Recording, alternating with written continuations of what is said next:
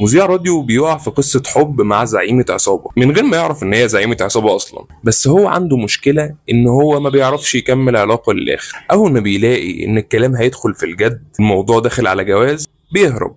فهل هيعرف يعمل كده المرة دي ويهرب من زعيمة عصابة؟ فيلم خلي بالك من نفسك او خلي بالك من نفسك، الفيلم فيه ضحك كتير.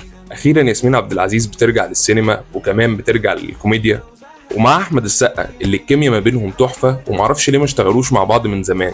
التاليف طبعا لشريف عمرو الليثي، وده يعتبر اول فيلم من تاليفه، ولسه مخلص فيلم تاني مع كريم عبد العزيز ما شاء الله.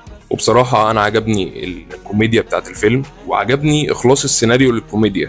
احنا اهم حاجه بالنسبه لنا في النهايه الكوميديا، ومع ذلك في جانب درامي من ناحيه شخصيه ياسمين عبد العزيز، وكان معمول حلو جدا.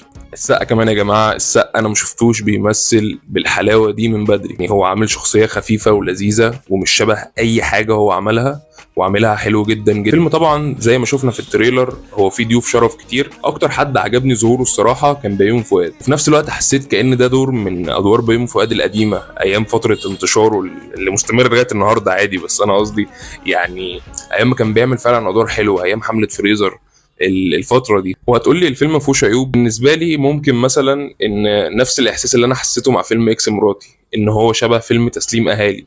المره دي كان الفيلم ده شبه اكس مراتي وشبه تسليم اهالي وشبه اكس مراتي اكتر كمان. انا ما بقولش ان الثلاث افلام نفس القصه خالص، الثلاث افلام حلوين جدا، يعني تحس فيهم من بعض شويه. مع ذلك انتوا قولوا لي رايكم.